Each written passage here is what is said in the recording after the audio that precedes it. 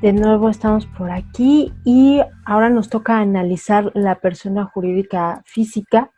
El primer tema es concepto y evolución, que como ustedes ya recordarán, ya hemos visto que la persona es centro de imputación normativa, al menos en términos jurídicos, es decir, donde convergen derechos y obligaciones.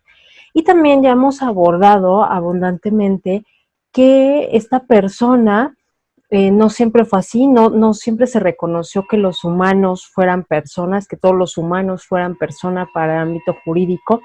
Ya ustedes se habrán dado cuenta que, por ejemplo, ya decíamos, enfermos mentales, personas que no podían gobernarse por sí mismas, mujeres, el concebido pero no nacido, los extranjeros, las personas que representaran una etnia diferente, por ejemplo, africanos, indígenas en la región de América.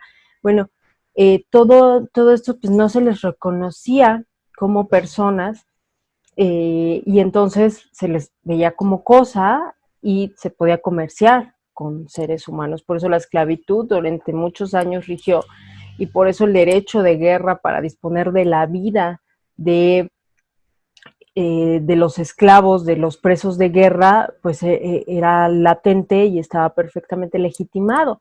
Pero como vemos, la evolución histórica de la persona nos hace ir hacia ver más allá la humanización, conceptos que veíamos como el de dignidad, este valor intrínseco que nos habla de no instrumentalizar a ningún ser humano, también el movimiento de la Escuela de Derecho Natural, donde primigeniamente se va a hablar de los derechos de la personalidad, que ustedes verán más adelante en este curso. Bueno, primigeniamente es la Escuela de Derecho Natural la que empieza a hablar de esta dignidad intrínseca del jus in se ipsum, es decir, el derecho a la inviolabilidad del cuerpo, y que por lo mismo no se podía disponer de la persona porque ésta tenía dignidad. Así que debíamos de respetarle un mínimo de derechos. Estos derechos después evolucionan en la doctrina civil como derechos de la personalidad, y también de esa escuela de derecho natural se bifurcan los derechos naturales y las primeras declaraciones de derechos humanos vienen del conocimiento de los pensamientos de la Escuela de Derecho Natural y se hacen las grandes proclamas de derechos humanos que a la fecha van a regir y que van a hablar de que los derechos humanos son para todos, principio de universalidad, que por consiguiente no deben de violarse estos derechos y no podemos instrumentalizar. Esto va a decantar en que pues todos tienen personalidad jurídica. No importan las condiciones de la persona, sino que ya nada más por el simple hecho de ser humano va a tener personalidad jurídica, es decir, voz y presencia y protección en el ámbito jurídico.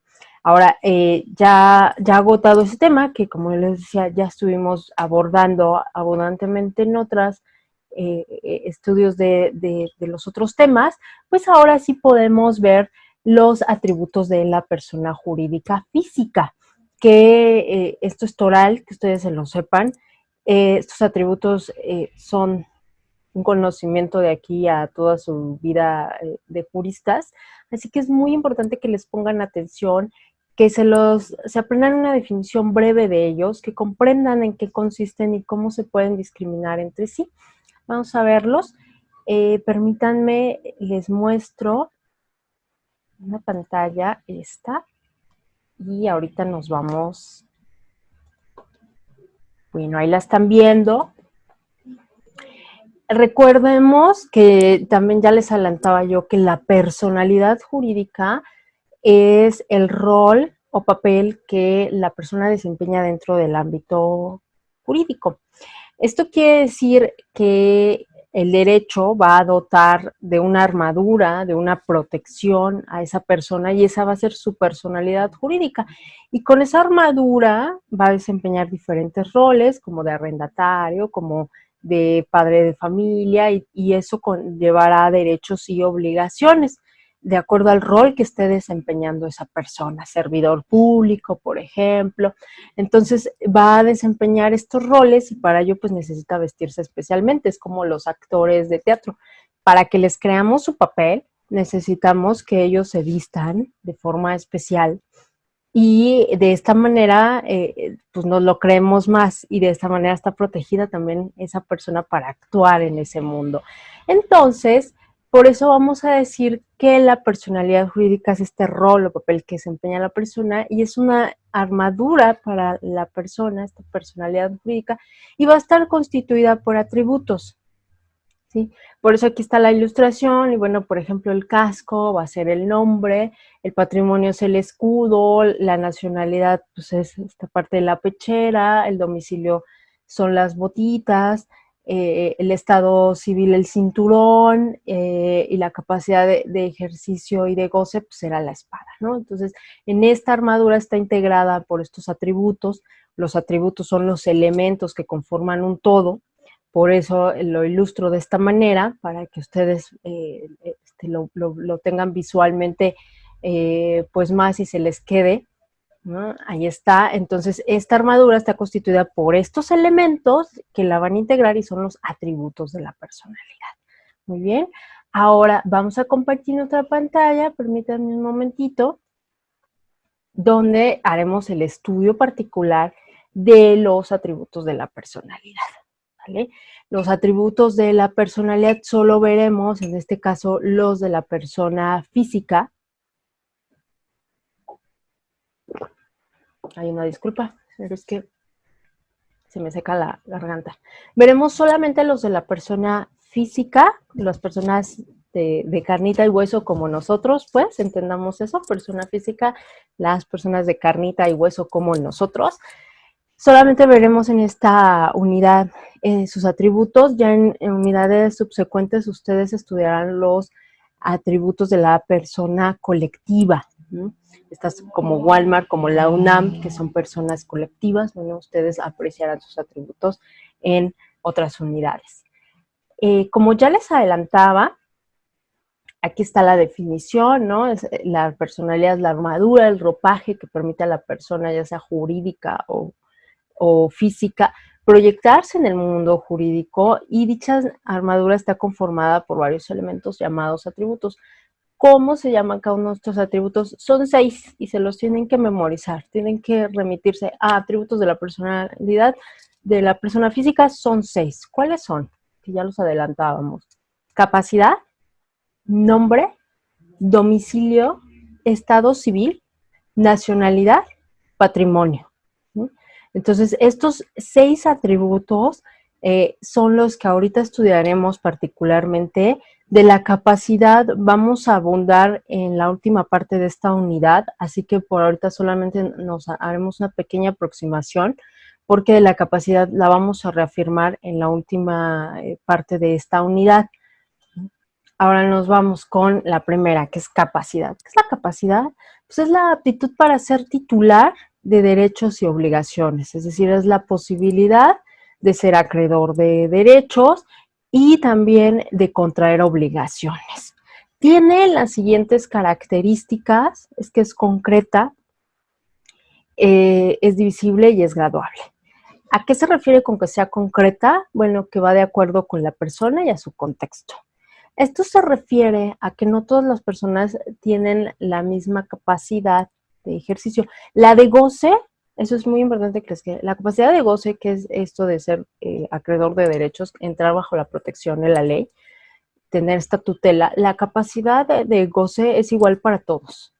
No importa si es un recién nacido, si es una persona mayor de 70 años, si es una persona disminuida cognitivamente, eso no importa, tiene el mismo derecho a que se le proteja y entrar en resguardo de la ley.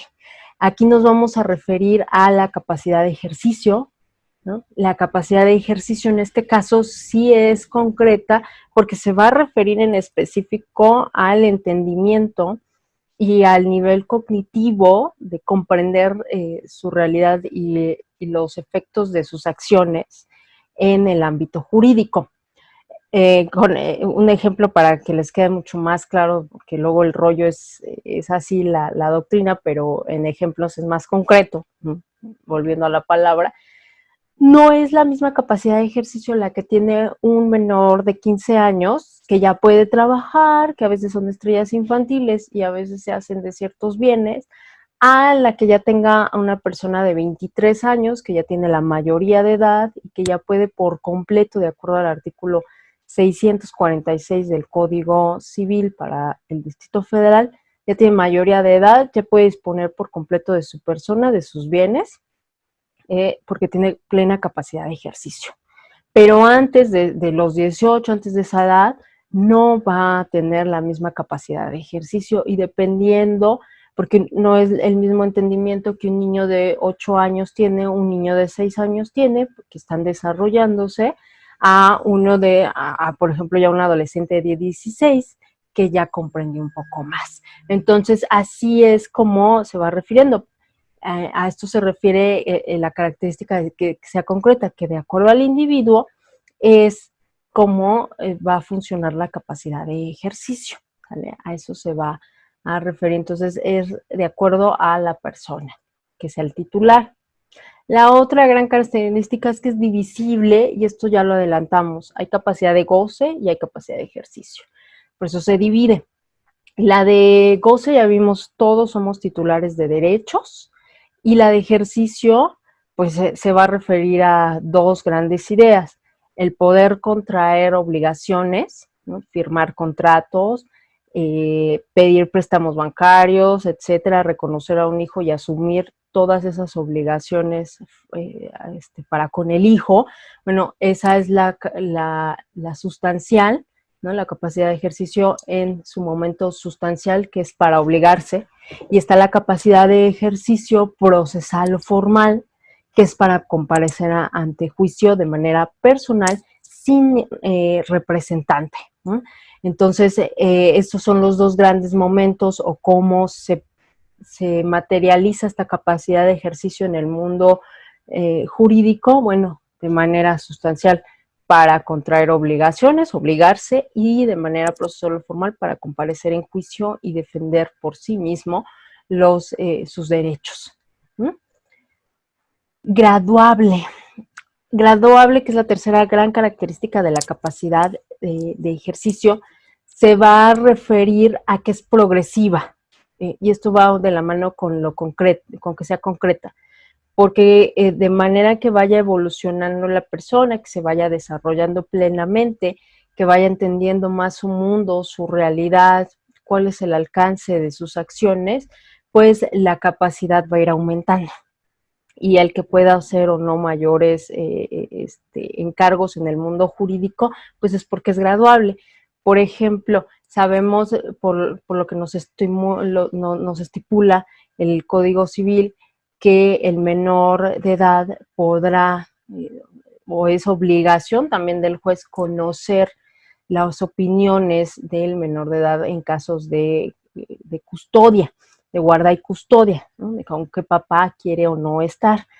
Pues es obligación porque el menor puede dar su opinión. Claro, aquí los instrumentos serán diferentes a conocer la opinión de un niño muy pequeño a un niño que, si ya tiene 10, 11 años, se puede hacer un mayor diálogo con él y su capacidad está aumentando, su capacidad de ejercicio, entonces ya puede intervenir de forma un poquito más activa en este tipo de situaciones que son de índole pues muy, muy legal, pero ya puede ir interviniendo porque es graduable su capacidad de ejercicio. Esto se conoce desde hace mucho en la doctrina, pero también lo pueden encontrar como el principio de autonomía progresiva del menor de edad está consignado en el artículo 12 de la Convención de los Derechos del Niño, ¿no? Cómo es que se puede ya ir obligando a un menor progresivamente y aumentar su carga de capacidad de ejercicio y de obligarse, su capacidad de obligarse, cómo va aumentando de acuerdo a cómo está también creciendo cognitivamente ese menor, ¿sí? Entonces a eso se refiere, ¿no? Antes había la idea del emancipado, pero recordemos que en la Ciudad de México ya no, aunque en otros estados pues, todavía hay esta idea de que se pueden casar antes de los 18 años, es decir, a partir de los 16 los varones y 14 las mujeres, si es que están embarazadas y tienen la dispensa de quienes ejercen la patria potestad. Bueno, como ven, son menores que se casan, pero ahí también su capacidad de ejercicio, de acuerdo a los códigos que ustedes pueden encontrar, si gustan observarlo en los códigos, pues les van a decir, tiene capacidad de ejercicio ya para casarse, por ejemplo, pero, o sea, ahí va lo graduable, ¿no? O sea, si para casarse ya dijo que se quiere casar, vamos a permitir que se case. Pero, por ejemplo, si ese emancipado quiere grabar un bien, no lo puede hacer por sí mismo, tiene que pedir autorización judicial, es decir, tiene que abrir una jurisdicción voluntaria para pedir asistencia del juez y que el juez verifique que está entendiendo lo que está haciendo con su patrimonio. Entonces, para algunas cosas tendrá ya capacidad de moverse en el ámbito jurídico, como yo les decía, y para otras no, porque es graduable, ¿no? Dependiendo de tu circunstancia, de tus condiciones, de tu desarrollo cognitivo, es como yo derecho te voy a ir permitiendo que te desenvuelvas un poquito más, ¿vale? A eso se refiere. Entonces, la capacidad, ¿sí? Es la aptitud para ser titular de derechos y obligaciones. Se divide en goce y ejercicio. Goce, todos somos titulares de derechos. Capacidad de ejercicio se refiere a que eh, podemos contraer obligaciones y comparecer en tribunales para defender nuestros derechos de forma personal. También esto viene en los artículos 2, 22, 23, 450 y 646 del Código Civil para el Distrito Federal. En esos artículos que ya estuvimos viendo un poquito el 22, ahí verán ustedes cómo habla de, bueno, la capacidad de ejercicio. Luego viene el 450 que dice, hay incapacidad legal y natural. La natural es antes de los 18 años, ¿no? Ya por eso se entiende que a los 18 años ya todos somos plenos, pero luego dice, bueno, y está la legal, que se refiere a personas que no alcanzan un desarrollo cognitivo pleno, lo estudiaremos sucesivamente, porque ellas no pueden, están limitadas en cuanto al entendimiento del mundo por alguna enfermedad mental, por algún retraso cognitivo, porque también pueden presentar Alzheimer, son personas ya muy grandes y no comprenden muy bien su accionar. Bueno, en ese caso hay una incapacidad legal de acuerdo al 450 del Código Civil para el Distrito Federal y entonces habrá que limitar a esta persona y la vamos a asistir a través de una tutela. Entonces se le nombra un tutor porque recordemos que esa persona pues, ya salió de patria potestad, ya los padres no se hacen cargo, entonces de alguna manera para prorrogar esa protección se le hace un juicio de interdicción, se asigna un tutor y la persona ya podrá tener a alguien que la asista. Todo esto lo vamos a reforzar muy bien, lo veo muy rápido, pero esto lo vamos a reforzar muy bien en la última parte de esta unidad. Lo estudiaremos los nuevos conceptos en torno a discapacidad y los nuevos criterios de la Suprema Corte de Justicia de la Nación, porque ahora se está hablando de otros papeles que el tutor debe desempeñar y cómo se le puede asistir mejor a este tipo de personas. Por eso es que aquí solamente lo enuncio, pero no creo que lo pierdan de vista porque va de la mano con capacidad. Y es importante que esto lo tengan a la mano para que en la última unidad, perdón, en el último tema de la unidad, pues ustedes lo integren a la perfección o se regresen acá y vean los antecedentes, ¿sí? Entonces tenemos como siguiente al nombre. Pero si me permiten, antes de empezar nombre, quiero que veamos, bueno, les voy a leer el 450 porque sí es importante que, aunque sea, lo repasen de manera muy breve. Yo les recuerdo, aquí se les mencionan los artículos, pero como abogados es obligación de ustedes comprometerse con lo que están estudiando y váyanse ustedes a la ley, vayan a ver qué dice. Eh, es muy importante que ustedes de viva voz lean la ley y se enteren qué dice la ley. Eso es muy importante que lo hagan. Aquí rápidamente voy a leer con ustedes el 450 que les comentaba, que es del Código Civil para el Distrito Federal, y dice: tienen incapacidad natural y legal los menores de edad, como decíamos. O sea, un menor de edad necesita la asistencia de los padres, por eso su capacidad de ejercicio está disminuida. Necesita asistencia de los padres, quienes son los que ejercen, o los abuelos, que también pueden ser los que ejercen la patria potestad, dependiendo ahí del caso. Entonces, ellos tienen una incapacidad natural y luego hay los de incapacidad legal, que es quienes son, de acuerdo a la fracción segunda del 450, los mayores de edad que por causa de enfermedad reversible o irreversible, o que por su estado particular de discapacidad, ya sea de carácter físico, sensorial, intelectual, emocional, mental, o varias de ellas a la vez, no puedan gobernarse, obligarse o manifestar su voluntad por sí mismos o para algún medio que la sopla. Entonces, estas personas que tienen alguna enfermedad mental, algún retraso cognitivo, algún deterioro cognitivo, que veremos bien en la última parte de esta unidad, entonces ellas van a estar limitadas en cuanto a ejercer su capacidad de obligarse, y también de comparecer en tribunales. Y entonces, ¿qué pasa aquí? Pues esto nos va a dar pie al famoso juicio de interdicción, para nombrarle un tutor a esta persona, que normalmente son los padres, los familiares, el cónyuge, o los hijos en su caso, que la asistirán y ayudarán a que esta persona pueda intervenir en el ámbito jurídico, siempre con la asistencia de alguien, ¿no? El artículo 23, que también me permito leérselos: la minoría de edad, el estado de interdicción y demás incapacidades establecidas por la ley son restricciones a la capacidad de ejercicio, ¿sí? Entonces, ¿qué es el estado, la minoría de edad y el estado de interdicción? Son restricciones para la capacidad de ejercicio. No significan menoscabo a la dignidad de la persona ni a la integridad de la familia. Los incapaces pueden ejercitar sus derechos o contraer obligaciones por medio de sus representantes. Aquí es como yo les decía, en el juicio de interacciones, le pongo un representante para que lo ayude, ¿no?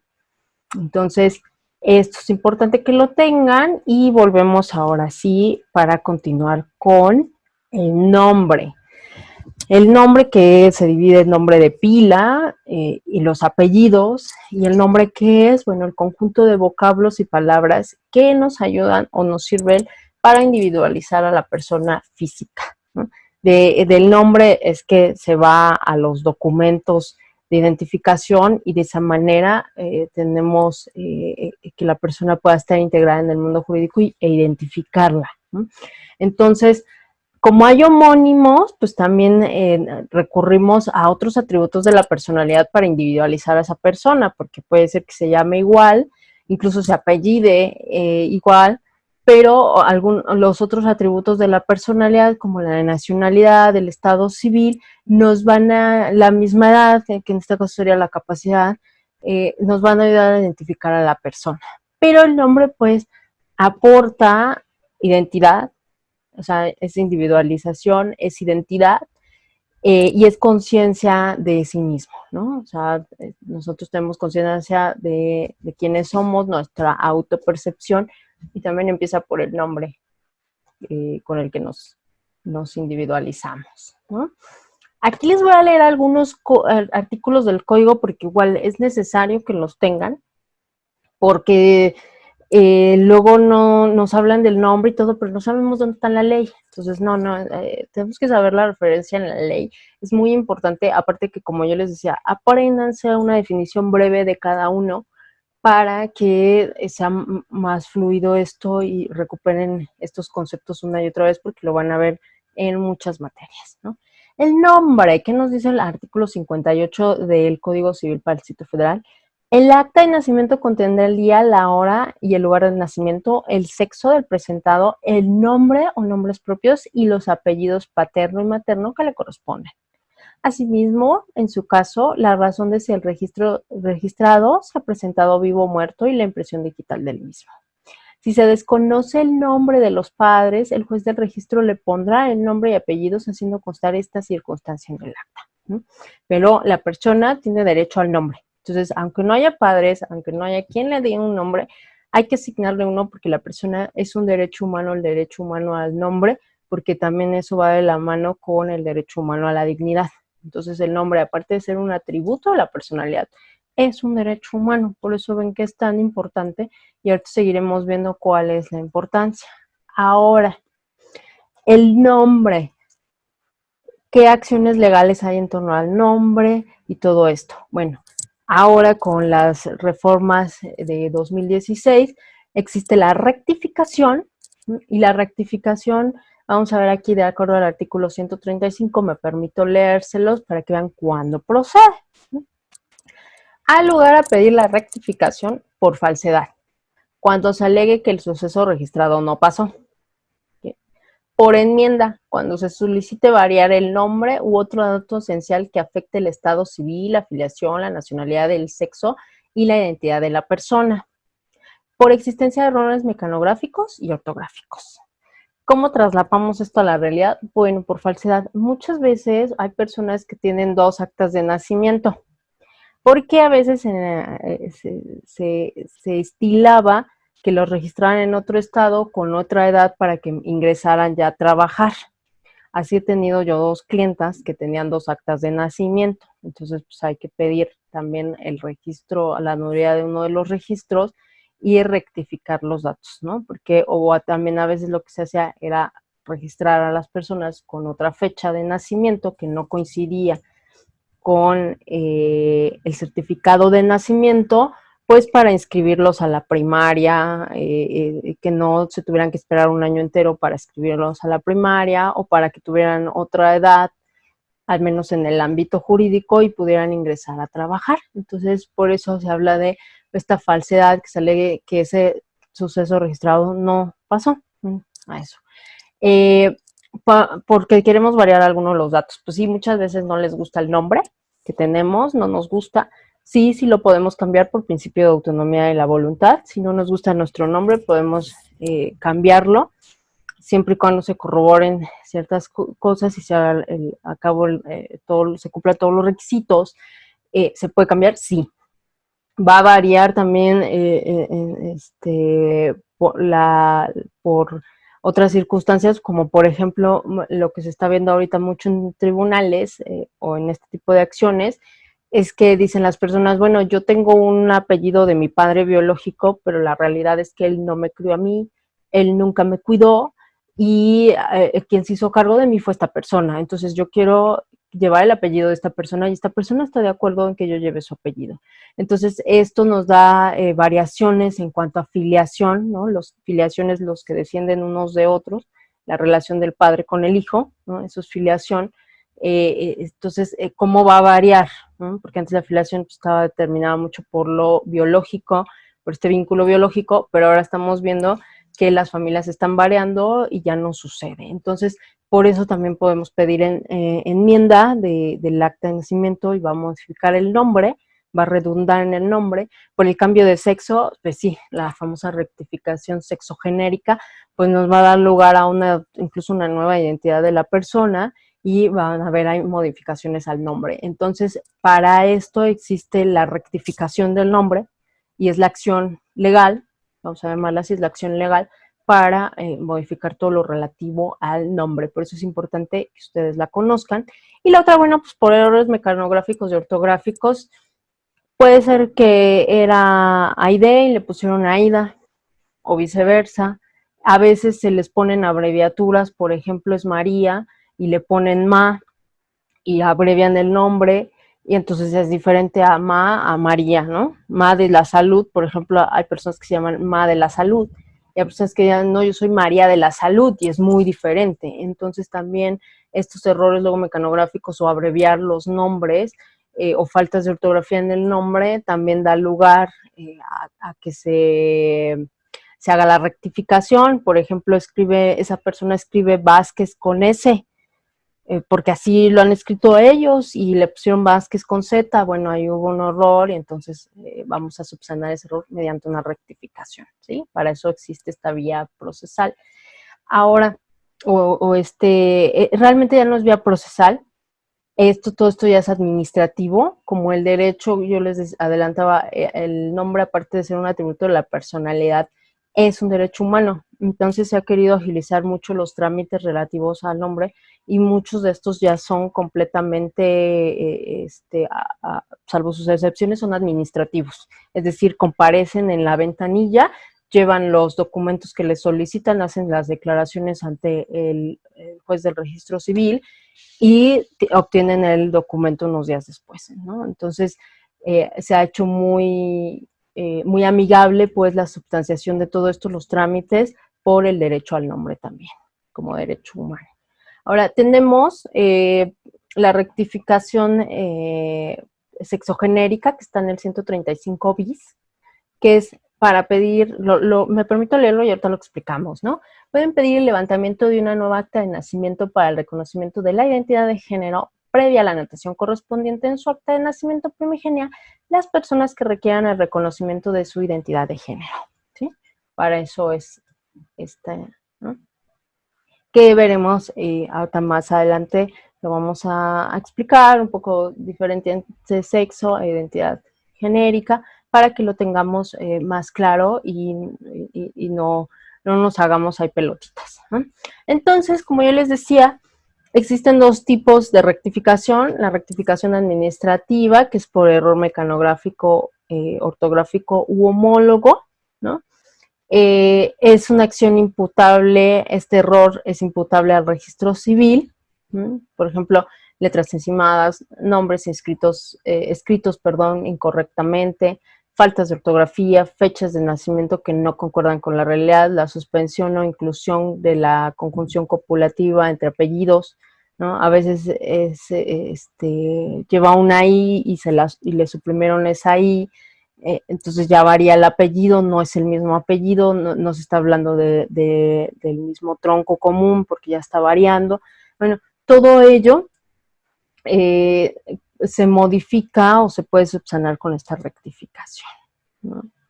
Entonces tenemos la rectificación administrativa por error y la rectificación administrativa por enmienda, cuyo objeto va a ser armonizar la realidad jurídica y social de la identidad del solicitante, ¿no?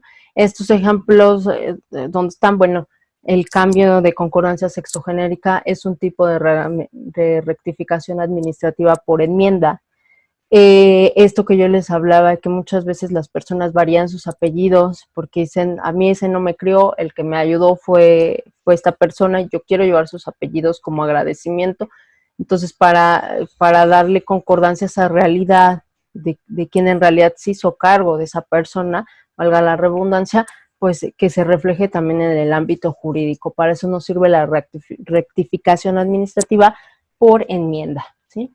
Esto es doctrinario, pero sí es bueno que lo tengan, ¿no? Por eso lo mencionaba yo aquí, ¿no? Voy a leerles este artículo. Este artículo 96 es del reglamento del registro civil para la Ciudad de México. Que quede claro de dónde viene cada cosa. Yo les pongo los artículos, pero bueno, este es del reglamento del registro civil y se los leo. La rectificación de las actas del estado civil de las personas procederá cuando se acredite que en el levantamiento del acta correspondiente existen errores mecanográficos, ortográficos o de otra índole, o bien omisiones, imprecisiones, datos inverosímiles, usos y costumbres de época, inclusive aquellos que afecten datos esenciales cuando se realicen para ajustar la realidad jurídica y social, y deberán tramitarse únicamente ante la Dirección General de Registro Civil de conformidad con lo previsto en los artículos 134 y 138 bis del Código Civil, ¿no? Entonces, para eso es. Ahora, otra cosa que les decía, muchas personas pueden variar su nombre, sí, porque antes lo que se estilaba como uso y costumbre, y a eso se refiere este artículo, es que se le ponía a la persona, llevaba el nombre del santo del día en que había nacido, Entonces, hay muchas personas que les tocaba, no sé, Nepomuceno o Primitivo, porque así era el día del santo, y entonces nacían ese día, ya se molaban, pues, y les tocaba ese nombre, y hay personas que pues, no están conformes con llamarse así, y pues no, por consecuencia dicen, quiero que se me ajuste el nombre. También es importante decirles que hay un artículo expreso en el Código Civil, me parece que es el 56, si no ahorita se los corroboro, en el que detalla que cuando el juez de registro civil, bueno, esté haciendo esta descripción al nombre y se oye que es un nombre que atente contra la dignidad del menor, por ejemplo, si le vamos a poner Facebook, que sí se ha dado que a los niños les pongan Facebook o Microsoft, bueno, sí puede el juez, pues, llamar un poco a la conciencia y que no le vayan a poner así al niño. Entonces sí puede intervenir en estos casos para que no se le degrade con ese nombre a esa persona y para que se le dignifique también con un nombre apropiado, porque pues es un ser humano, no es una cosa. Entonces también existe eso y se puede hacer, ¿ok? Ahora, vámonos con la rectificación sexogenérica, ¿no? Que todo esto se ha dado mucha controversia, pero ya está instaurado. Y bueno, ¿a qué nos referimos? Puede ser que la persona no concuerde físicamente y fisiológicamente con su identidad de género. El sexo, el sexo es biológico, el sexo son rasgos fisiológicos que también por consecuencia van a tener procesos hormonales internos. ¿No? La mujer, las formas, las caderas, cómo se agrupa la grasa en una mujer es diferente a un hombre porque tiene diferentes procesos hormonales. Y estos procesos hormonales están definidos por las gónadas o por los órganos sexuales, tanto internos como externos, hacen que haya una función hormonal diferente para hombre y mujer. Entonces, pero eso a lo que voy, eso es biológico, eso es fisiológico, ese es el sexo. Solamente se han reconocido 3 sexos, es hembra, macho y intersexual, que es lo que antes se le conocía como hermafrodita, porque sí, en muy pequeño porcentaje, pero llegan a nacer niños que tienen características de los dos sexos. Por ejemplo, tiene labios, ¿no? Tiene vulva, tiene labios, pero también se asoma ahí un pene. Y todo está en el mismo órgano sexual. Las dos características se están conjugando. Sí puede existir, sí llega a suceder, porque igual hubieron procesos hormonales ahí y entonces la persona, esto es natural, la persona nació así.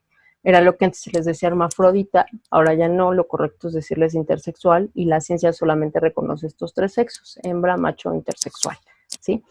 Ahora, la otra cosa es la identidad de género. La identidad de género se va adquiriendo porque es una construcción social y cultural. La identidad de género es la que nosotros vamos retomando conforme nos van educando, ¿no? Que por ejemplo a las niñas se les educa que tienen que vestirse con colores como el rosa o hay que regalarles cosas rosas a las niñas y a los niños hay que regalarles azul. Bueno, ahí estamos haciendo una construcción de género. Ahí estamos también cuando decimos no, los niños no lloran, estamos haciendo una construcción de cómo debe de ser, cuáles son las conductas y lo que debe de hacer determinada persona porque tiene un sexo, ¿no? Y tiene que seguir ese patrón de conducta en sociedad. Pero lo que ha sucedido es que muchas veces el género es una idea de Simone de Beauvoir, que era la pareja sentimental de Sartre, y ella era antropóloga y se empieza a fijar en todo esto y dice, es que en realidad nos introyectan la identidad de género y no siempre corresponde con el sexo. Entonces, puede ser una persona que sea mujer, pero a ella le gusten su orientación sexual, que también es diferente, su orientación sexual hacia las mujeres también, y le gusta hacer cosas que normalmente se estilan para varones, ¿no? Que no tienen nada de malo ni tienen una marca, pero así, pero socialmente sí. Entonces, esta persona dice, bueno, es que yo, mi sexo es, si bien es de hembra, si bien soy mujer, mi identidad de género es diferente porque yo lo que quiero es hacer cosas de varones, por ejemplo, ¿no? Entonces, para hacer una concordancia entre este sexo y el género, se hace la tramitación para cambiarse el sexo en el acta de nacimiento y por consecuencia también cambiar el nombre. Hay la serie de requisitos ahí, es realmente muy amigable. Antes se tenía que hacer todo un juicio. Ahora lo que se hace para esta rectificación sexogenérica es que la persona comparezca, que lleve su acta de nacimiento, que haga una solicitud señalando el sexo que quiere que se le asigne, el nombre, ¿no? La expresión de que tiene la convicción de identificarse con esa identidad de género. Entonces hace esto, un comprobante de domicilio, se hace el trámite, se hace toda una búsqueda, si no es por hacer ahora sí que una simulación de un acto para hacer fraude a la ley. Bueno, se hace todas estas búsquedas, su identificación oficial y se le expide una nueva acta de nacimiento, ¿no? O sea, ahorita es así. Antes, todavía hace 4 o 5 años, tenían estas personas que operarse, que llevar a cabo, bueno, comprobar que tenían asistencia psicológica y que tenían también, pues sí, controles hormonales, que estaban teniendo terapia hormonal para modificar su cuerpo y entonces acceder a la nueva acta de nacimiento. Sin embargo, esto ya no es así. Si se quieren operar está bien, pero ya no es un requisito obligatorio para reconocerles su identidad de género. A eso es a lo que iba. Los menores de edad pueden hacer este, rectificación sexogenérica, sí, pero hay que abrir una jurisdicción voluntaria. Ahí vamos otra vez con capacidad de ejercicio graduable. Nos remitimos al concepto porque ellos lo que tienen que hacer es pedir permiso, que se les asista para que la autoridad los esté llevando, se dé cuenta de si están entendiendo el alcance de lo que van a hacer con su vida, porque es un cambio de identidad, entonces no es sencillo para la persona, entonces se le asiste y por eso, pero sí lo pueden hacer, pues nada más que sí hay que abrir una jurisdicción voluntaria para solicitar que se haga esta acta de nacimiento nueva por motivo de concordancia sexogenérica, ¿sí? Eh, de eso, ¿no? Y bueno, tenemos esta parte que se refiere a para cualquier tipo de rectificación, ¿sí? Por eso les extraje este artículo que es el 98 del Reglamento del Registro Civil para el Distrito Federal. Para cualquier rectificación, ¿qué necesitamos? Copia certificada del acta que será rectificada, identificación oficial o cualquier documento que acredite la identidad, las documentales públicas que permitan demostrar la posesión del nombre, que esa persona se ha conducido con ese nombre, la comparecencia del interesado y testigos si es que el trámite lo amerita, ¿no? También para que los testigos corroboren. Esto luego lo verán cuando una persona luego comparece con dos nombres. Luego dice yo soy Ismael Enrique, pero en algunos documentos aparezco como Ismael San Vicente nada más, en otros sí estoy como Ismael Enrique San Vicente, en otros nada más estoy como Enrique San Vicente y ya tengo ahí un relajo. Entonces, lo que muchas veces se hace es rectificar,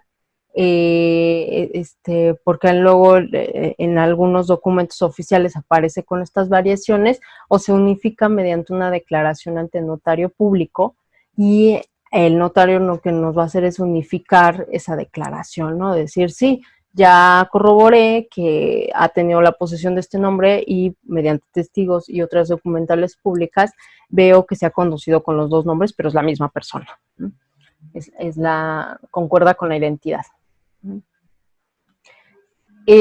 Bueno, en los casos de reconocimiento, que se quiera reconocer al menor y eso dé lugar también a que se modifique el acta de nacimiento porque se está modificando filiación, que digamos el padre no sabía o la madre no lo había reconocido, pero ahora sí ya lo quiere hacer, bueno, se va a requerir la comparecencia de quien será reconocido, si se trata de un mayor de edad, para que dé su consentimiento, no porque no sea menor, quiere decir que no le van a preguntar. Entonces, para que sea reconocido también se requiere el consentimiento de la persona que será reconocida, en este caso para los mayores de edad.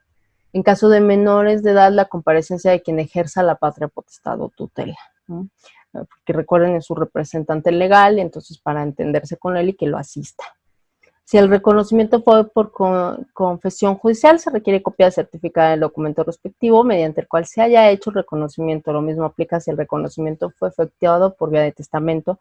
Para ello es necesario presentar dicho documento y copia certificada del mismo, ¿no? Entonces recordemos, puede ser que hubo todo un procedimiento para que reconociera su paternidad la persona, y bueno, pues hay que llevar la sentencia, estos documentos, para que dé lugar a la rectificación y se modifiquen los apellidos de esa persona, por ejemplo.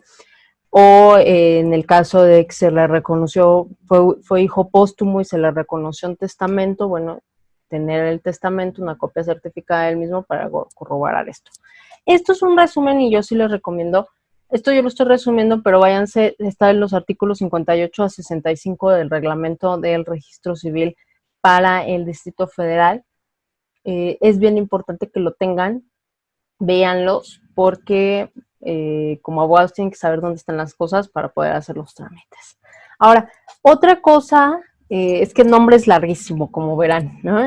Otra cosa que nace con el derecho al nombre que yo les decía, o sea, el nombre pues sí es un atributo de la personalidad, pero también es un derecho humano, porque es el derecho a la identidad, a ser reconocido con una personalidad jurídica frente al Estado. Entonces, esto, acuérdense que México en 2011 hace una reforma de derechos humanos a nivel constitucional, entonces procedemos a garantizar todos esos derechos, y viene en 2014 una reforma para el derecho a la identidad, y se reforma entonces el artículo cuarto, párrafo octavo de la Constitución Federal. Y en ese aspecto, bueno, se dice que todo mexicano tiene, o sea, toda persona tiene derecho a la identidad y a ser registrado de manera inmediata a su nacimiento, ¿no? El Estado garantiza el cumplimiento de estos derechos. La autoridad competente expedirá gratuitamente la primera copia certificada del acto de registro de nacimiento. ¿Esto por qué? Porque en México se detectó que tenía una gran población que no estaba registrada, que no tenía ningún tipo de documento, y esto les daba inseguridad jurídica, porque no se podían ir a inscribir a la escuela, ni tener acceso a prestaciones sociales o a otro tipo de servicios públicos, porque no tenían un documento de identificación. Si no tenían acta de nacimiento, pues cómo iban a tramitar cualquier otra identificación. Entonces México tiene una gran población así, y por eso es que da pie a esta reforma para garantizar el derecho al nombre y el derecho a la identidad. Como breviario cultural, el derecho a la identidad tomó mucha fuerza, porque antes no se hablaba mucho de esto, toma fuerza gracias a las madres de la Plaza Mayo allá en Argentina. Y ellas lo que hicieron fue que en la dictadura argentina desaparecieron a sus hijas o a sus nietas o a sus nueras, y en esos casos estaban embarazadas. Entonces dijeron, las mujeres están desaparecidas, algunas sí se encontró cadáver o algún vestigio y de otras no, pero estas madres empezaron a decir, sí, bueno, pero cuando cuando mi hija desapareció, estaba embarazada. ¿Qué sucedió? Bueno, desafortunadamente ellas parían en cautiverio, daban a luz en cautiverio, y desafortunadamente, lastimosamente, entregaban a esa criaturita, a ese niño, a esa niña, la daban en adopción y luego desaparecían a la madre, ¿no? La ejecutaban o lo que hicieran. Muchas veces también estas criaturitas acababan en manos de las propias personas que habían tenido que ver con la desaparición de la madre, ¿no? Se hacían cargo, lo adoptaban, y salió a la luz todo esto cuando acaba la dictadura por el movimiento de las madres de la Plaza Mayo en Argentina.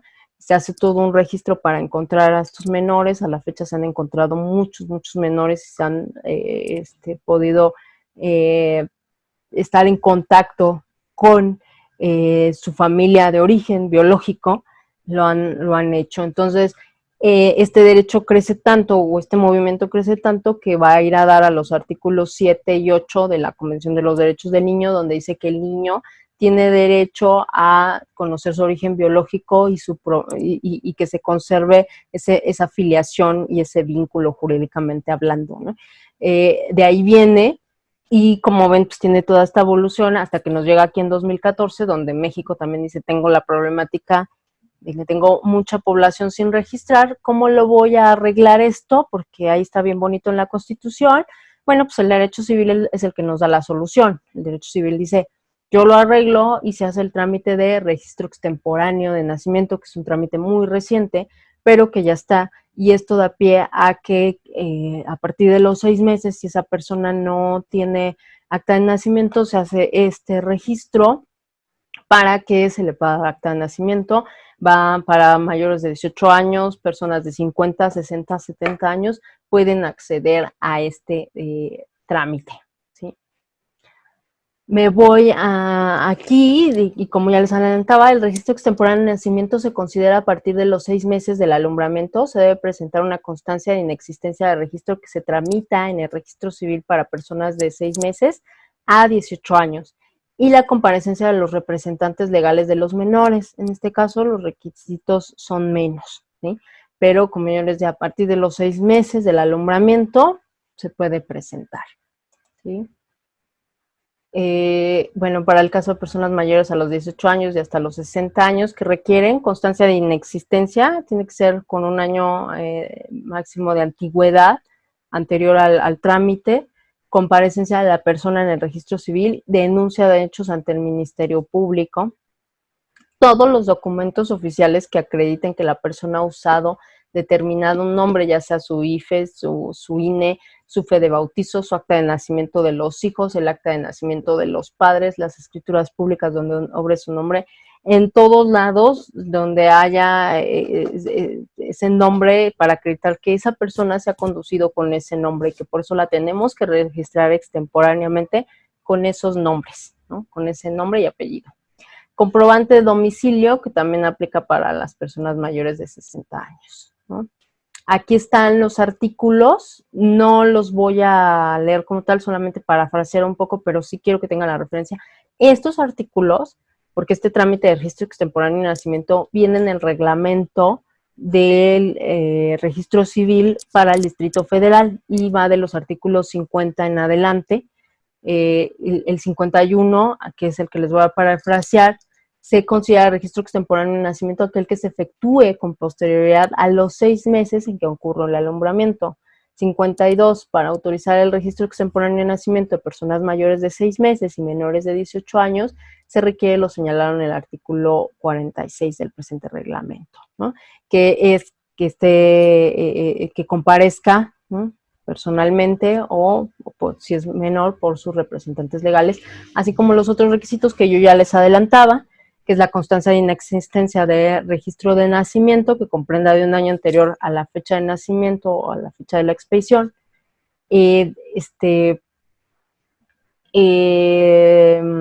Los documentos, todas las documentales públicas que la persona tenga para acreditar la posición de ese nombre, su comprobante de domicilio, comparecer personalmente, una declaración ante el Ministerio Público, si es el caso, ¿no? Todos estos requisitos son de los que nos habla el artículo 52 en adelante, que aquí no los voy a leer, pero quería que lo vieran cómo en la ley está, así que váyanse a la ley, léanla, pónganle atención a la ley, porque esta es la que les va a ayudar a ustedes a hacer los trámites y a desenvolverse como futuros abogados, ¿sí? Entonces aquí están las identificaciones, documentos públicos, vienen las variaciones para autorizar el registro extemporáneo de nacimiento de mayores de 18 años y menores de 60 años, ¿no? Comparecencia de la persona a registrar, en su caso los representantes con identificación oficial. Nos vamos otra vez, constancia de inexistencia de registro, ¿no? Si no es originario de aquí del Distrito Federal, debe de de presentar una constancia de inexistencia de registro de nacimiento que comprenda por lo menos un año anterior a la fecha de nacimiento y 2 años posteriores de esta, ¿sí? ¿A dónde va? Bueno, ¿dónde tiene que estar emitida? Por el juzgado u oficialía de registro civil más cercano al lugar donde ocurrió el alumbramiento, ¿no? Si no es una persona originaria del Distrito Federal, tendrá que llevar este documento. Entonces, para que ustedes lo tengan, las identificaciones, la denuncia de hechos, ¿no? Aquí, bueno, cómo varía también el trámite para las personas que son mayores de 60 años en adelante, ¿no? Mayores de 60 años en adelante, pues aquí también viene que es casi lo mismo, ¿no? Como ven, es casi lo mismo. En este caso, los documentos públicos también, testigos aquí, la denuncia de hechos, todo esto, ¿no?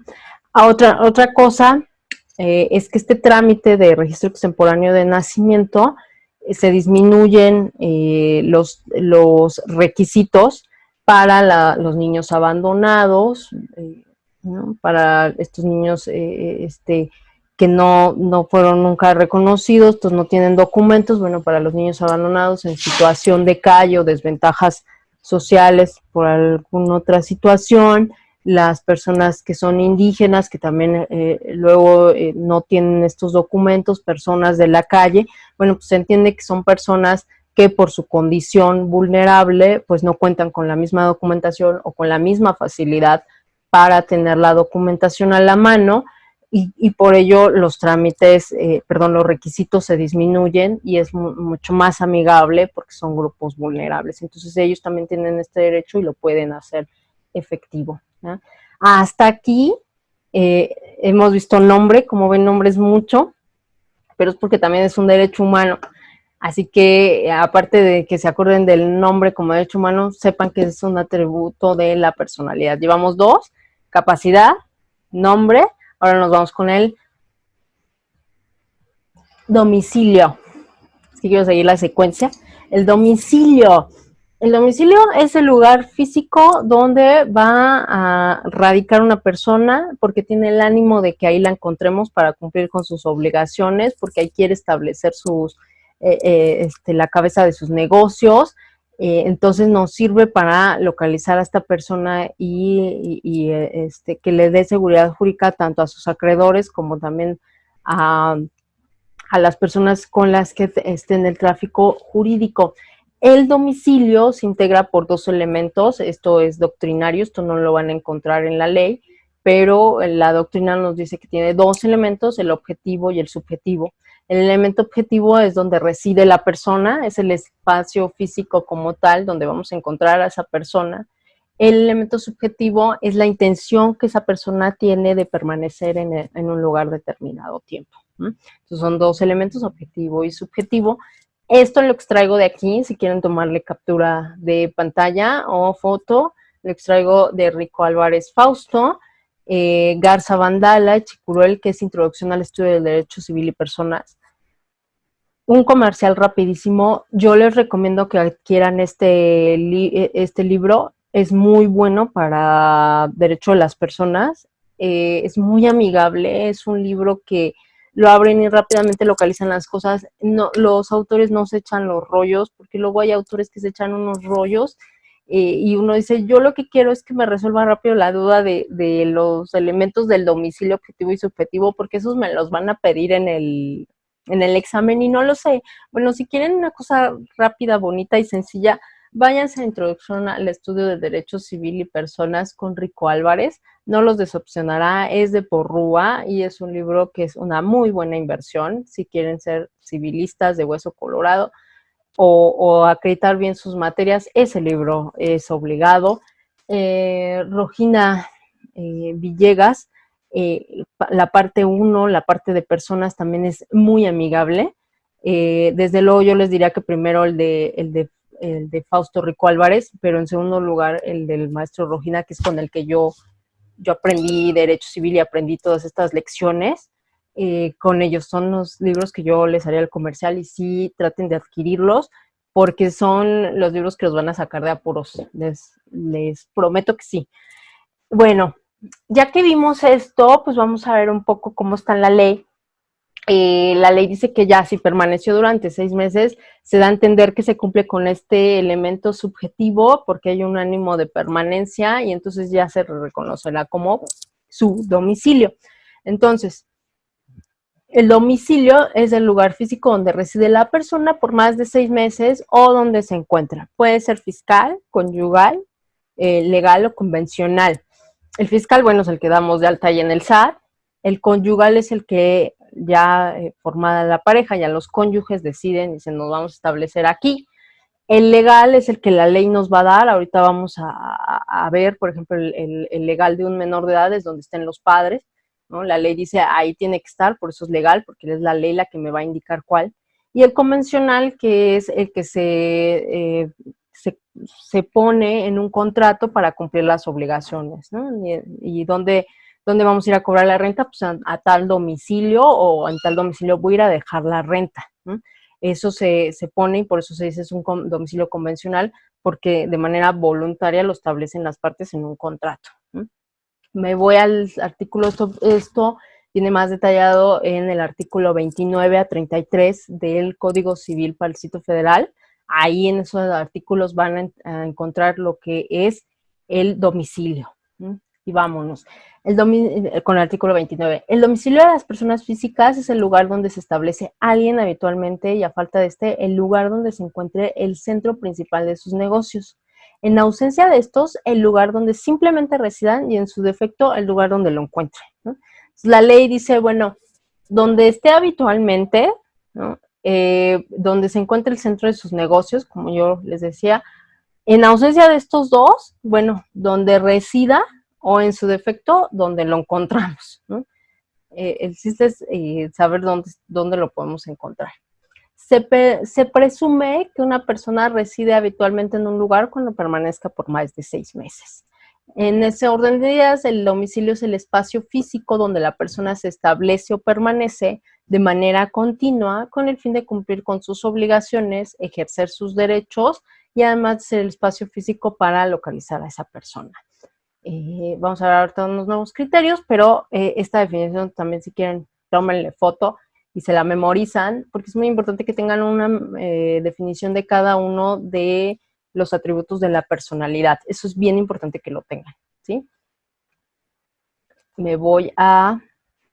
Bueno, aquí viene el artículo 29, que ya lo estuvimos parafraseando, leyendo, pero igual, para que tengan la referencia. Yo normalmente leemos estos artículos en clase para que todos los lean y todos nos aburramos parejo. Aquí lo tengo que hacer yo y es más cansado para ustedes estarme nada más escuchando, pero es que si no lo hago así, pues nunca van a tener la referencia al cuerpo legal y no está bien eso. Entonces, léanlos por su parte para que estén bien informados. ¿No? Ahora vámonos al domicilio legal, donde me establece es el legislador en el artículo 30 del Código Civil para el Distrito Federal. El domicilio de una persona física es el lugar donde la ley le fija su residencia para el ejercicio de sus derechos y el cumplimiento de sus obligaciones, aunque de hecho no esté allí presente. O sea, puede ser que no esté allí presente, pero ahí la ley para que se remita al cumplimiento de sus obligaciones o ejerza esos derechos, la ley va a tener ese domicilio. 31 del mismo ordenamiento que estamos diciendo, el código. Se reputa domicilio legal del menor de edad no emancipado, el de la persona cuya patria potestad esté sujeto. Del menor de edad que no esté bajo la patria potestad y del mayor incapacitado, el del tutor. En el caso de los menores incapaces abandonados, el que resulte conforme en las circunstancias previstas en el artículo 29, ¿no? Que decíamos, bueno, dónde está el centro de sus negocios o dónde ha permanecido, dónde tiene ese ánimo o dónde lo encontramos, ¿no? A eso se refiere. De los cónyuges, aquel en el cual estos vivan de consumo sin perjuicio del derecho de cada cónyuge a fijar su domicilio en la forma prevista, ¿sí? Por los artículos 29. El artículo 29. De los militares en servicio activo, el lugar en que están destinados. De los servidores públicos, el lugar donde desempeñen sus funciones por más de 6 meses. de los sentenciados a sufrir una pena privativa de la libertad por más de 6 meses, en lugar en que se extingan por lo que toca a las relaciones jurídicas posteriores a la condena. En cuanto a las relaciones anteriores, los sentenciados conservarán el último domicilio que hayan tenido. ¿Okay? Aquí es la ley la que me lo está diciendo. El domicilio, como ya les adelantaba yo, pues ¿para qué nos sirve? Nos sirve para que la persona ejerza ahí sus derechos, por ejemplo, el voto, así como para que cumpla sus obligaciones, ¿no? En ese espacio físico donde la encontramos para irle a tocar ahí y que cumpla sus obligaciones, por ejemplo, de pago, ¿no? Claro, que otras cosas nos sirven para el pago de impuestos, el pago predial, el pago del servicio del agua. Además, que es útil para fijar y dotar de competencia al órgano judicial, porque una vez que se le emplace en ese domicilio va a quedar sujeto a esa jurisdicción del órgano y con él se va a entender. Entonces, por eso también para definir la competencia de un juez es importante el domicilio, para eso también nos sirve. Bueno, ¿y dónde lo hacemos? Lo sometemos a la competencia del juez, aquí o allá. Bueno, donde esté su domicilio, ahí lo sujeto a esa competencia del juez, ¿sí? Para eso sirve el domicilio. Por último, ya yo les decía que era donde la encontráramos, donde tenga el ánimo de permanecer de forma continua o donde la ley le estipule. Pero los nuevos criterios de la Suprema Corte de Justicia, eh, también si quieren búsquenlos, nos señalan que no nada más es eso, sino que el domicilio ahora se tendrá por domicilio donde la persona también quiera llevar de forma voluntaria su vida privada y su intimidad. Entonces, ¿por qué? Porque muchos decían, esto surge por problemáticas sobre todo con las estrellas que decían, pero vive en un hotel y ella dice que se le invadió su vida familiar y su domicilio. Y entonces empezaron las controversias positivas a decir, nadie le está invadiendo su domicilio privado porque ese es un hotel y todos sabemos que ahí se está de paso y que no hay esta continuidad del domicilio. Bueno, la Suprema Corte dijo, ahora están variando la problemática social por todo el contexto que hay, entonces ahora voy a admitir, ¿no? La Suprema Corte dijo, voy a admitir que si la persona tiene el ánimo de voluntariamente establecerse ahí porque quiere tener intimidad o quiere desenvolver su vida privada, lo voy a tomar también como domicilio. Entonces, ahora este elemento subjetivo que veíamos del ánimo de permanecer en un lugar, ahora empieza a variar ese elemento subjetivo y también va a alimentarse del ánimo que la persona tenga, pero para llevar su vida familiar ahí, ¿no? Es decir, cómo convive y se desenvuelve cómo convive con su núcleo familiar o qué hace cuando está solo. Si se quiere rascar el ombligo ahí, es porque lo ha decidido así y eso es una extensión de su domicilio. Entonces ahí se configura el elemento subjetivo para que se le considere ese espacio físico domicilio. ¿Por qué? Porque tiene el ánimo de llevar ahí a cabo su vida familiar y su intimidad. Entonces son los nuevos criterios. Esto porque va de la mano con el derecho a la vida privada, que verán también en otra parte de esta unidad, verán en otros temas que desarrollan derechos de la personalidad, pues va de la mano con esto. Entonces ya sabrán con su profesor qué decirle o aportarle, porque ya tienen la referencia. Un paréntesis rápido. Estas son videoclases, entonces yo también lo que les decía, bueno, yo estoy tomando la Ciudad de México, pues estoy centralista, pero es muy similar a cómo se ha legislado en el interior de la República o puede variar. Lo que yo les invito es que vayan a su libro primero de personas en cada código civil de cada entidad federativa donde nos estén viendo y busquen cómo está regulado en su entidad federativa y vean los artículos y vean cómo varían o que tal vez no estén variando. Veanlo, es muy importante, o sea, acérquense a la ley ustedes porque eso va a permitirles dar un criterio legal. Entonces acérquense ustedes a la ley. ¿Sí? Vámonos con el cuarto tributo, que es la nacionalidad. Recordemos, ya vimos capacidad, nombre, domicilio, vámonos con la nacionalidad. ¿Qué es la nacionalidad? Pues es el vínculo jurídico que une a las personas físicas o morales o jurídicas con el Estado mexicano. Sí, o sea, la nacionalidad sí ya tiene este tinte, por eso muchos hablan también de que es un vínculo jurídico político con el Estado, en este caso será con el Estado mexicano, y de este vínculo pues van a derivar una serie de derechos y obligaciones. La nacionalidad la tenemos regulada en los artículos 30 a 33 de la Constitución Política de los Estados Unidos Mexicanos, la Constitución Federal, y es importante también decirles que todo esto que les voy a detallar viene en la ley de nacionalidad.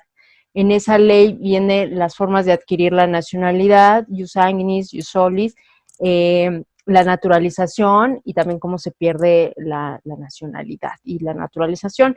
Yo lo que estoy haciendo es un mega resumen, pero ahí viene igual de como es la misma invitación que ya les he hecho, que ya han de estar aburridísimos, pero igual vayan si vean la ley, es la ley de nacionalidad, donde encuentran estos datos, ¿vale? Entonces vamos a empezar este vínculo jurídico político. Acuérdense que nación pues remite a una idea de una cosmovisión en común, de una cultura común, por eso es la nación y se habla de que hay una cultura en común, un idioma en común, una historia en común, y por eso decimos, bueno, los que estén en ese territorio y hayan nacido ahí, pues tienen esta visión común, ancestral, esta historia compartida, este idioma compartido, que nacidos ahí pues, van a tener esta idea de nación y van a estar apegados entonces a un Estado. Por eso es este vínculo jurídico político de la persona con el Estado, ¿sí? ¿Cómo se adquiere la nacionalidad? Pues se adquiere por jus sanguinis, ¿no? Esto se refiere al derecho de sangre, ese es jus sanguinis, descender de padre o madre mexicana, ¿sí? Luego está el jus soli, que es el derecho del suelo, ¿no? Y el derecho del suelo se refiere a haber nacido en territorio mexicano. Pueden ser extensiones del territorio mexicano, como lo es una embajada, como lo es una embarcación que esté en otro territorio, está cruzando otro territorio esa embarcación o esa aeronave, pero lleva la bandera mexicana, entonces se entiende como una extensión del territorio mexicano y por consecuencia se adquirirá la nacionalidad mexicana por haber nacido en suelo mexicano, ¿sí? Recordemos que la nacionalidad no es igual a la ciudadanía se remite a derechos políticos como votar, ser votado, y esta se adquiere a los 18 años con un modo honesto de vida, que es lo que nos señala la ley, sobre todo el artículo 30-34 de la Constitución Política de los Estados Unidos Mexicanos, pero no confundir ciudadanía con nacionalidad, ¿no? La nacionalidad es desde que nacemos, ya la tenemos, la ciudadanía será hasta los 18 años y con un modo honesto de vida, y dará pie a derechos políticos de ahí, ¿no? La nacionalidad nos da pie a otro tipo de derechos, también, sí políticos, pero es un abanico mucho más extenso el que nos da, ¿no? Empezando por la protección que ese Estado, como el Estado se debe de hacer cargo el Estado mexicano en este caso, de esa persona, ¿sí? Otra forma en cómo se adquiere la nacionalidad, que es la, digamos, la forma artificial, bueno, la naturalización, ¿no? Entonces, aquí en naturalización hay varios requisitos que veremos también, hay 6 excepciones para el requisito de los 5 años de permanencia, hay 6 excepciones, pero ahorita las vamos a ver con calma. Recuerden que el extranjero, la persona extranjera que quiera acceder a la nacionalidad mexicana, se tiene que presentar en la Secretaría de Relaciones Exteriores con un formato especial firmado en el que externe su voluntad de adoptar la nacionalidad mexicana, ¿no? Esto se lleva a cabo por un escrito firmado, tiene que firmado, la persona tiene que acreditar que conoce el idioma español, que conoce la historia de México, que está integrado a la cultura mexicana, por eso decíamos estos elementos de historia, de idioma, de cultura, ¿no? Entonces, para ser nacional, pues tú tienes que tener ese conocimiento, ¿no? Estos 3 requisitos de conocer el idioma, la historia y la cultura se verifican a través de un examen que va a hacer la persona extranjera en la Secretaría de Relaciones Exteriores, ¿no? Debe de probar que su domicilio se encuentra en México, ¿no? En territorio nacional, que ha vivido 5 años ininterrumpidamente, ¿no? O sea, de manera continua en territorio nacional, y va también a señalar que renuncia a todos los privilegios que conlleve su nacionalidad, ¿no? Que yo les decía, hay una excepción para estos 5 años, ¿no? Y la ley dice, bueno, voy a hacer 6 excepciones si es que estás en estos casos, ¿sí? Para la mujer o varón extranjero casado con mexicano, siempre y cuando hayan establecido su domicilio conyugal aquí en territorio nacional, solamente serán 2 años, ¿no? O sea, aquí en todas estas excepciones se reduce la permanencia a 2 años. Y esto es, como les decía, el primero es varón o mujer extranjeros, pero casados con un mexicano. La segunda excepción, matrimonio entre extranjeros, los dos son extranjeros, pero uno de los cónyuges ya adquirió la nacionalidad mexicana, ya se naturalizó.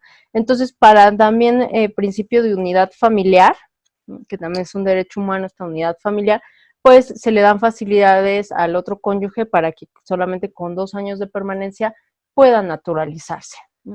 El extranjero que desciende en línea recta, ¿no? De un mexicano por nacimiento, tiene que ser un mexicano por nacimiento.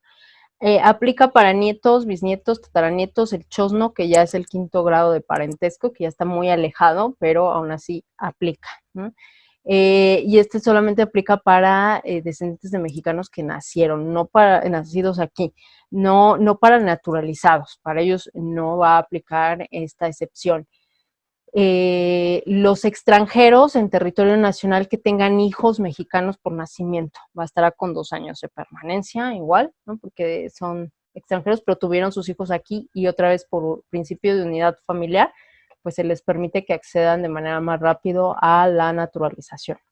El extranjero que sea originario de un país latinoamericano o de la península ibérica, ¿por qué? Pues porque compartimos historia, compartimos cultura, compartimos el idioma, y entonces en esta solidaridad internacional, pues por eso permitimos que estas personas con 2 años de residencia. El extranjero que haya contribuido con México en materia de cultura, en materia científica, deportiva, técnica o empresarial, estas personas que le traen bonomía al país, bueno, pues qué mejor manera de premiarlo que darle una facilidad para la naturalización, ¿sí?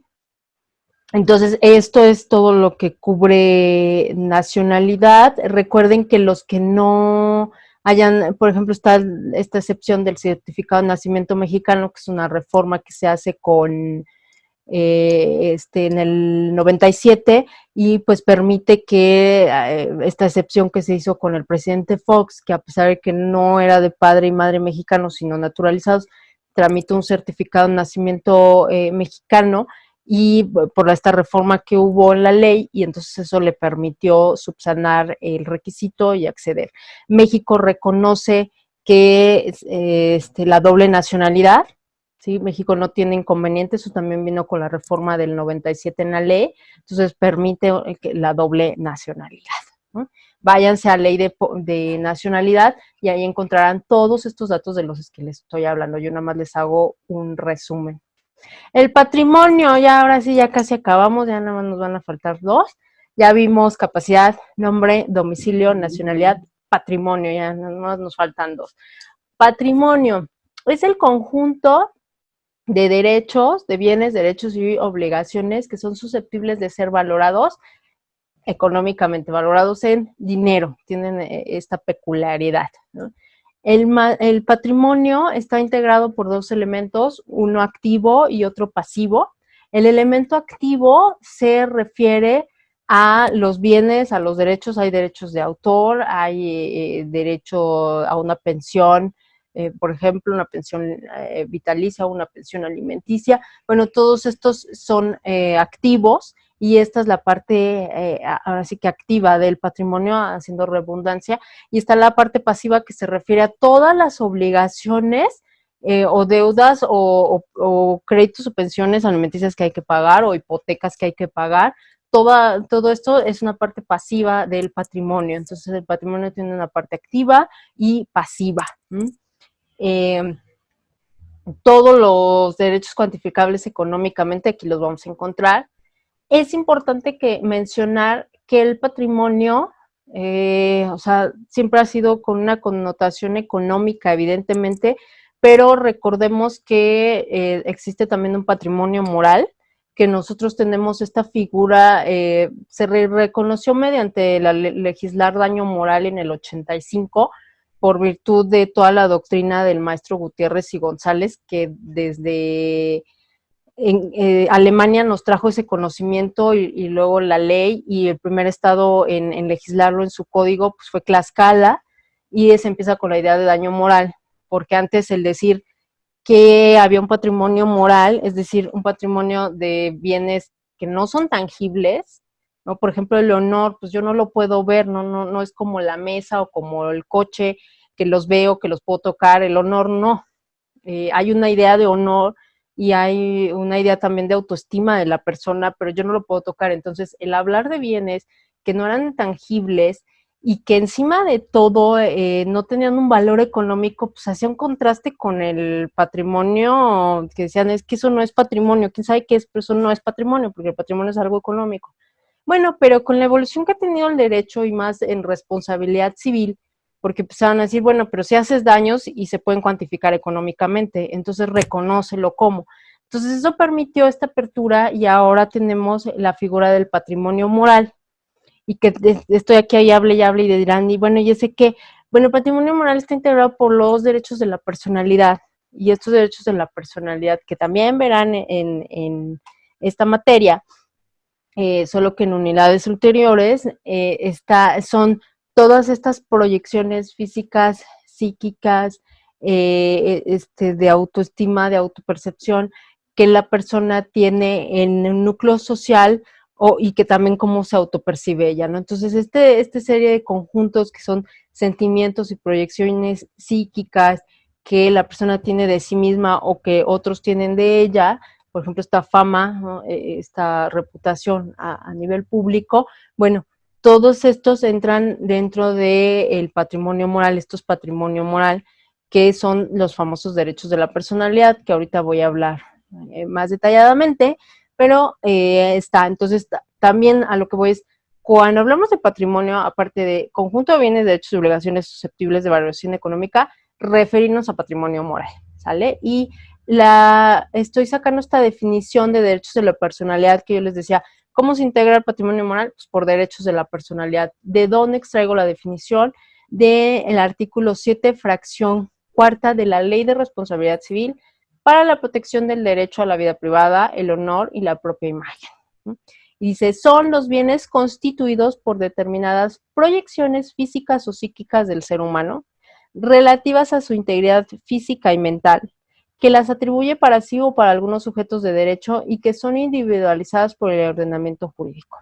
Los derechos de la personalidad tienen sobre todo un valor moral, por lo que componen el patrimonio moral de las personas, ¿no? Entonces aquí no hablamos de un patrimonio económico, sino que es moral. Yo me aprecio así, tengo también cierta fama y las personas me dan cierto trato por esa fama que yo tengo, que me he ganado por mis propias acciones, ¿no?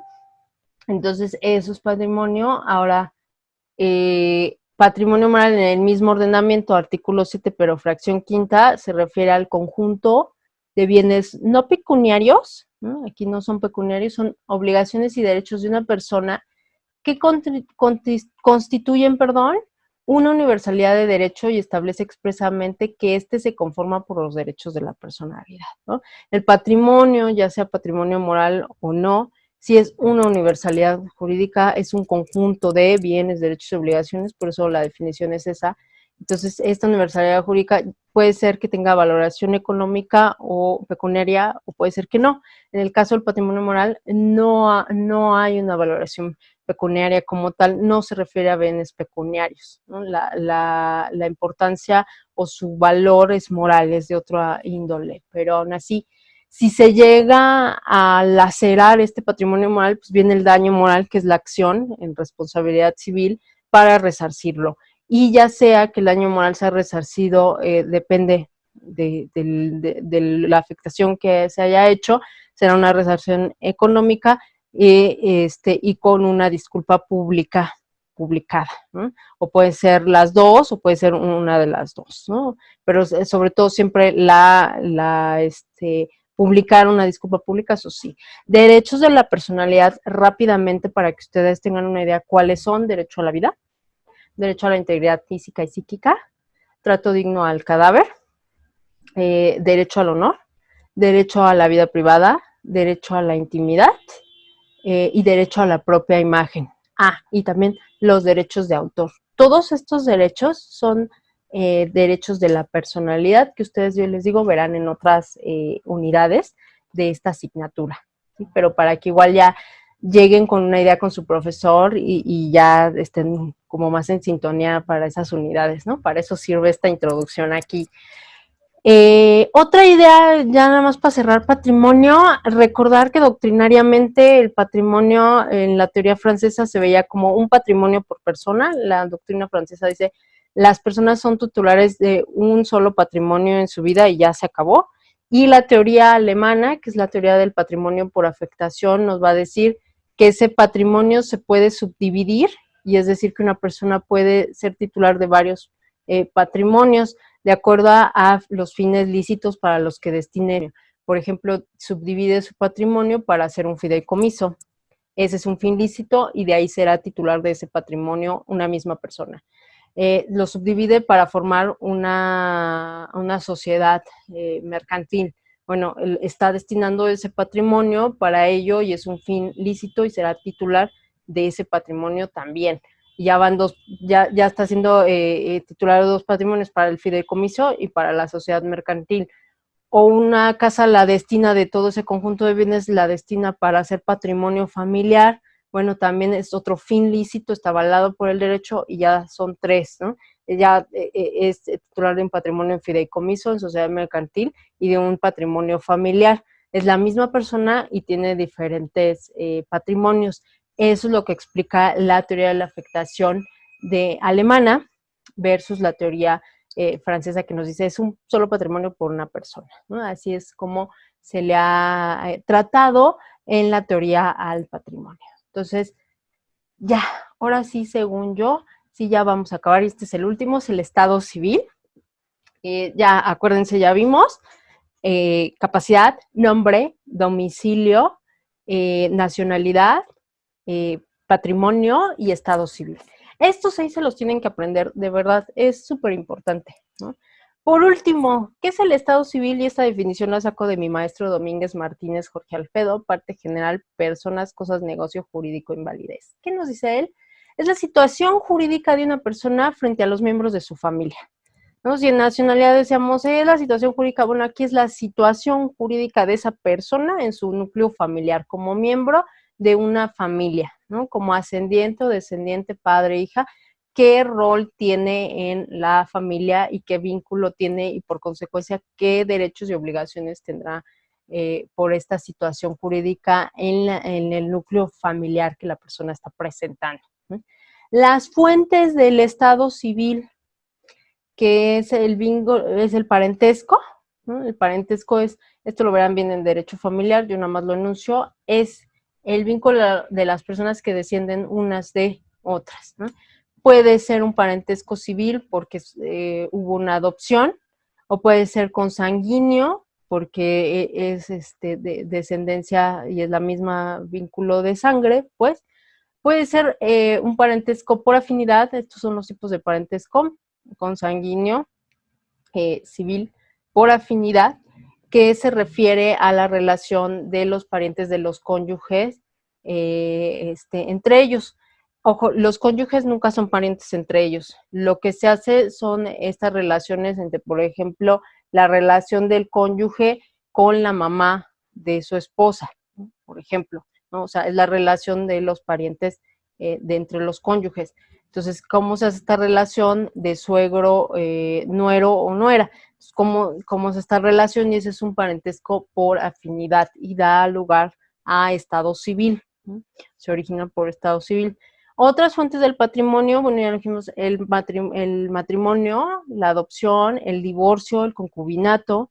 Con concubinato nos referimos a una unión informal, o sea, no hubo estos rituales del matrimonio, pero hay esta unión de las personas y ellas están conviviendo, viviendo en el mismo techo o durante 2 años o han tenido un hijo en común y entonces esta unión también da lugar a estado civil, ¿no? A obligaciones. Se equipara al matrimonio en muchas consecuencias el concubinato, ¿sí? Bueno, antes de pasar a esta, es bien importante que yo les diga, solamente hay 2 estados civiles porque se agarran a inventar, por ejemplo, en las solicitudes de empleo y ponen estado civil, concubinato, divorcio, viudez, casado. Eso no existe. El estado civil o es soltero o casado. Y les voy a explicar rápidamente por qué. Porque si ustedes se divorcian, uno de los efectos del divorcio, y eso igual viene en el Código Civil, es recuperar la aptitud para contraer matrimonio. Entonces, ¿eso qué quiere decir? Que volvemos a ser solteros.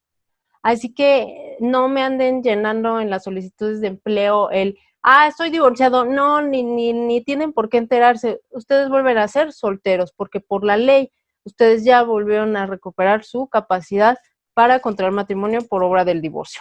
Lo mismo pasa con, lamentablemente, el fallecimiento de un cónyuge.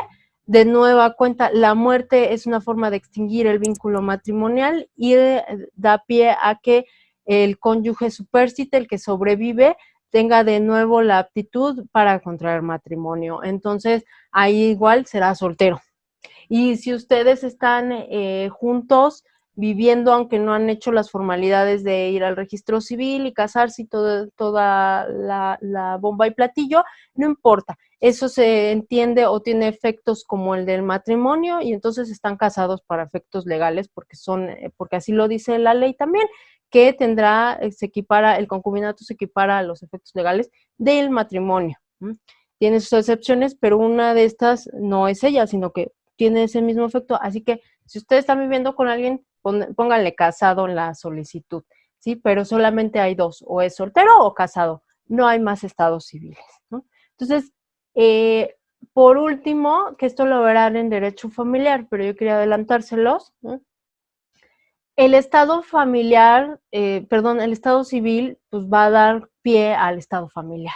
O sea, el rol o papel que un individuo va a desempeñar en su núcleo familiar, ¿no? Por la misma relación que tiene, ¿no? con esa familia. Esto está establecido en el artículo 138 quintos del Código Civil para el Distrito Federal y señala: las relaciones jurídicas familiares generadoras de deberes, derechos y obligaciones surgen entre las personas vinculadas por lazos de matrimonio, parentesco o concubinato. Esto implica que los miembros de la familia deben conducirse con respeto, consideración y solidaridad en la familia. También otras referencias las pueden encontrar en el artículo 138 sextus del Código Civil para el Distrito Federal. Entonces, el estado civil, aparte de que se disfruta, de que está bonito ser soltero o casado, aparte de eso, trae derechos y obligaciones de cómo me debo de conducir con la persona con la que yo esté conviviendo, porque tengo un papel que desempeñar en ese núcleo familiar, ¿sí? Entonces, ahí tenerlo muy presente, que siempre por este rol que estamos desempeñando en el ámbito jurídico, pues, siempre tenemos derechos y obligaciones, ¿sí? Nada más por último, pues ya, ahora sí ya concluimos, ya para que esta clase estuvo muy larga, pero es para que les quede claro. Ya por último, solamente un repaso rapidísimo, acordarse, atributos de la personalidad, ¿qué son? Son los elementos que integran la personalidad jurídica, ¿sí? Estos elementos que les decía, la armadura y todo esto, bueno, ¿cuáles son? Pueden tener el diferente orden, pero siempre tienen que ser 6 para la persona física. Capacidad, nombre, domicilio, estado civil, nacionalidad y patrimonio. Capacidad, aptitud para ser titular de derechos y obligaciones, se divide en goce y ejercicio. Nombre, conjunto de vocablos que nos permiten individualizar a una persona. Se constituye con nombre de pila y apellidos. Domicilio, lugar físico donde encontramos a una persona para cumplir con sus obligaciones y ejercer sus derechos. Se integra por un elemento objetivo y otro subjetivo, ¿no? Estado civil, vínculo que una persona tiene en su núcleo familiar. Nacionalidad es el vínculo jurídico-político que la persona, ya sea física o colectiva, tiene con el Estado. ¿Sí? Patrimonio, conjunto de bienes, derechos y obligaciones susceptibles de valoración económica o que tienen una connotación pecuniaria.